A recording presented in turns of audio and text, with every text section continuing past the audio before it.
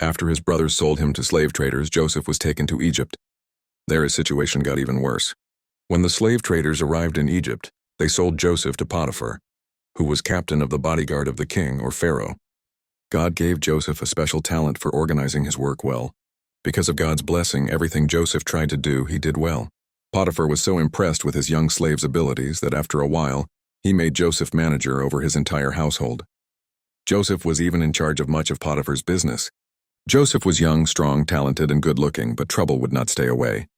About this time, Potiphar's wife began to notice what a fine young man Joseph was. She began to pay lots of attention to him. Joseph knew her flirting was not right. He tried to avoid her and to have nothing to do with her. But one day while Potiphar was away, his wife grabbed Joseph by his clothing. "Come with me," she said. Joseph did not know a good way to get out of this situation, so he quickly slipped out of his garment and ran from the house. Potiphar's wife was left holding Joseph's empty garment. She screamed in rage. Others in the household came running.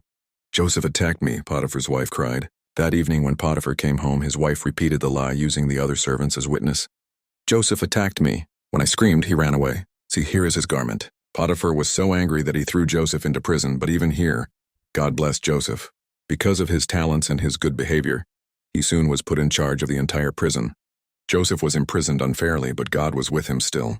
Even in prison, Joseph was successful in what he did.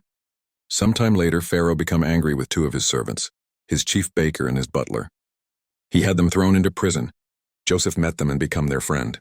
One night, both of these men had disturbing dreams. The next morning, Joseph noticed their unhappy faces and said, "Tell me your dreams." The butler spoke first. "In my dream, I saw a vine with 3 branches. It budded and filled with grapes. I squeezed them into Pharaoh's cup and gave him a drink." Joseph smiled. "Your dream has a happy meaning. 3 days from now, Pharaoh is going to take you out of prison and give your job back to you." Joseph continued, "When this happens, please try to help me if you can. I am a foreigner, a Hebrew. As a youth, I was kidnapped and sold into slavery. I am now in prison for a crime I did not do." The butler promised that he would help. Then Joseph listened to the baker's dream. "I dreamed I was carrying 3 baskets of baked goods on my head," began the baker. "But before I could deliver them to Pharaoh, a great cloud of birds came and ate all of the loaves and cakes." Joseph's face was saddened. "My friend, prepare yourself for bad news.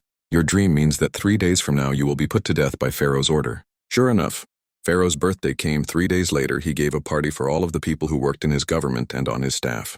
Just as Joseph had predicted, the butler was restored to Pharaoh's service, but the chief baker was sentenced to die a terrible death.